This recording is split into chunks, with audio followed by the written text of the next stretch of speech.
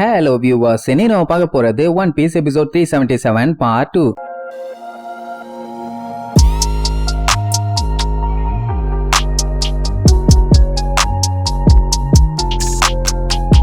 Open பண்ணா நம்ம சஞ்சய காட்டுறாங்க. அவன் அப்படியே நடுங்கிட்டு இருக்கான். பயத்துல நடுகிறானா இல்ல நிக்க முடியாம நடுகிறானான்னு தெரியல. ஆனா பாடி எல்லாம் பயங்கரமா உதறுது. போன பாட்டுல நம்மளுக்கு கிளியரா ஒரு விஷயம் தெரிஞ்சு போச்சு. இந்த குமாங்கிறவன் ஒரு மனுஷனே கிடையாது, கம்ப்ளீட்டா ஒரு ரோபோட்டுன்னு. மனுஷனா கூட கொஞ்சம் அடிச்சா சூடு சொன்ன மானம் ஈனம் ரோசம்னு ஏதாச்சும் இருக்கும். ஆனா இவனுக்கு கண்டிப்பா அதுக்கு வாய்ப்பே இல்ல. ரெண்டு பேரும் என்ன பண்றதுன்னு தெரியாம முழிப்பாங்க. சஞ்சய் போன எபிசோட்ல நம்ம ஜோரோவை காப்பாத்த வந்தான்ல, சோ அந்த விஷயத்த தான் சொல்லுவான், என்னைய கொன்று அவனை விட்டுருன்னு. ஜோரோக்கும் சுத்தமா அதுல இன்ட்ரெஸ்ட் இல்ல. பட் ஆனா சஞ்சய் ஏத்துக்க மாட்டான்.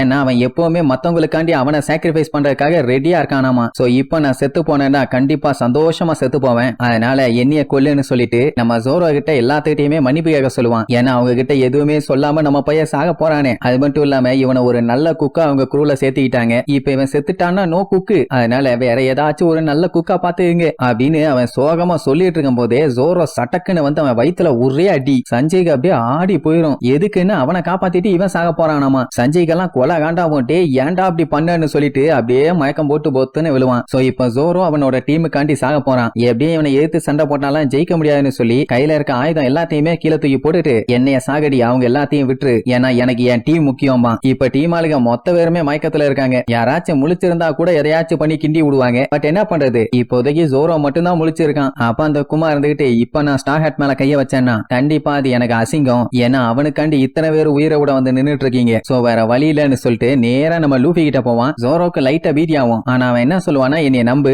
நான் கொடுத்த வாக்கை என்னைக்குமே மாற மாட்டேன், என்னால கண்டிப்பா அவனுக்கு எதுவும் ஆகாது, ஆனா உனக்கு நரகத்தையே உனக்கு காட்ட போறேங்கிற மாதிரி வெறித்தனமா சொல்லுவான். அப்படி என்ன பண்ண போறான்னு பார்த்தா லூஃபிய தூக்கி பிடிச்சி அவன் கைய அவன் மேல வைப்பான். அவன் உடம்புக்குள்ள இருந்து சிவப்பு கலர்ல ஏர் அப்படியே சல்லுன்னு வெளியில வரும். அது வழக்கம் போல அவன் கை ஷேப்லயே பலூன் மாதிரி இருக்கும். அப்படி எடுத்துட்டு நம்ம லூஃபிய கீழே விட்டுருவான். என்னடான்னு கேட்டா இதுதான் லூஃபியோட உடம்புக்குள்ள இருக்க வலியும் வேதனையும். அட வேற ஒண்ணும் இல்ல, கெக்கோ முரியா கூட சண்டை போட்டால அந்த டைமுங்கும் போது பாடிக்குள்ள ஏகப்பட்ட பெயின்கள் பஞ்சாயத்துகள்னு நிறைஞ்சு வலிஞ்சிருக்கும். அது எல்லாத்தையும் தான் இப்ப வெளியே எடுத்திருக்கான். இப்ப அவனுக்கு பதிலா ஜோரோ சாக போறானா இந்த வலியை இவன் ஏத்துக்கணுமாமா. இப்போதைக்கு நம்ம ஜோரோவோட பாடி பயங்கரமா அடி வாங்கி உள்ளுக்குள்ள பாடி பார்ட்ஸ் எல்லாமே கல்டு கிடக்குது. இதுல இந்த பெயினியை அவனுக்குள்ள கொண்டு போய் சேர்த்தா கண்டிப்பா அவன் உயிரோட இருக்க வாய்ப்பே இல்ல, செத்து போயிருவான். அத சொன்னா அவனுக்கு புரியாது. ஃபர்ஸ்ட் ஒரு சின்ன டெமோ மட்டும் பாருன்னு சொல்லி லைட்டா ஒரு சின்ன பால தான் அடிச்சு விடுவான் ஜோரோ மேல. அது அப்படியே பொறுமையா பறந்து வந்து அவனுக்குள்ள போன உடனேயே அண்ணா பின்னான்னு பாடிக்குள்ள நகு நகு நகு நகு நகு நகு நகு நகுன்னு குத்து விழும். குத்துனா குத்து, சரியான குத்து, கும்மா குத்து. அந்த வலியவே தாங்க முடியாம பொத்துன்னு விழுந்துருவான். அப்படின்னா அந்த மொத்த பெயினையும் ஜோரோக்குள்ள இறக்குனா கண்டிப்பா செத்துருவான். அதுல எந்த டவுட்டுமே இல்ல. அப்ப லூஃபி எவ்வளவு பெயினை உள்ள வச்சுக்கிட்டு இருக்கான் பாத்தீங்களா.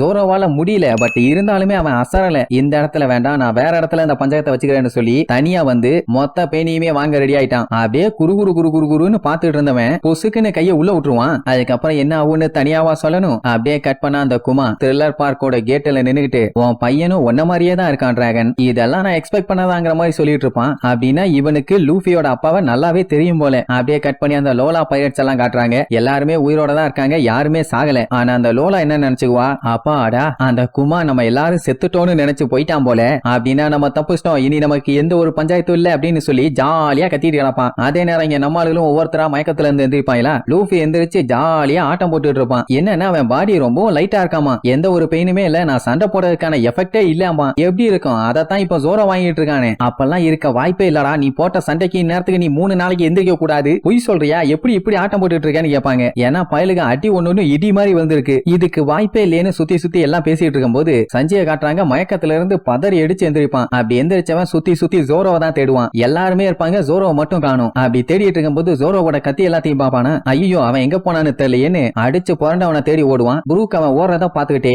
நிப்பான். இங்க சஞ்சுக்கு கொலை காண்டாவும், ஏன் அவன் இந்த மாதிரி எல்லாம் பண்ணா, அவனுக்கு அறிவு இருக்கா, முட்டா பைய லூசு பைய, இவெல்லாம் மாடு முட்டி தான் சாவான் அப்படி இப்படின்னு கத்திக்கிட்டே ஓடி வருவான். அந்த டைம் பார்த்தா தூரத்துல ஜோரோ அப்படியே பேன்னு நின்னுட்டு இருப்பான். அப்பதான் கொஞ்சம் நிம்மதியா இருக்கும். ஆட நன்னாரி பையல, கொஞ்ச நேரத்துல எல்லாத்துக்கும் வீதியை கிளப்பி விட்டியாடா, நல்ல வேலை உனக்கு ஒண்ணு ஆகல. ஆமா எங்க போனா அந்த காட்டு எருமை, அடிச்சு விரட்டிட்டியா என்னன்னு சொல்லிட்டு வந்து பார்த்தா ஜோரோவோட பாடியெல்லாம் கிழிஞ்சு உள்ளுக்குள்ள இருந்து ரத்தம் கண்டமேனி ஊத்திட்டு இருக்குது. ஆனா கைய கட்டிக்கிட்டு ஏதோ போட்டோக்கு போஸ்ட் கொடுக்குற மாதிரியே நின்னுட்டு இருப்பான். அட சல்லிப்பையிலே உன் பாடியில இருந்து தான் இவ்வளவு ரத்தம் வருதா, ஏன்டா அப்படி பண்ணிட்டு இருக்க, ஆமா என்ன ஆச்சு, அவன் எங்க போனா, ஏதாச்சும் பிரச்சனையா அப்படி இப்படின்னு கேட்பான். நல்ல வேலை ஜோரோ உயிரோட தான் இருக்கான், ஒரு பிரச்சனையும் இல்ல, எல்லாம் சிறப்பா முடிஞ்சதுன்னு பயங்கரமா ரத்தம் ஒழுக ஒழுக டெரரா நம்மாலு சொல்றதோட இந்த எபிசோடுக்கு எண்டு கார்டு போட்டு முடிக்கிறாங்க.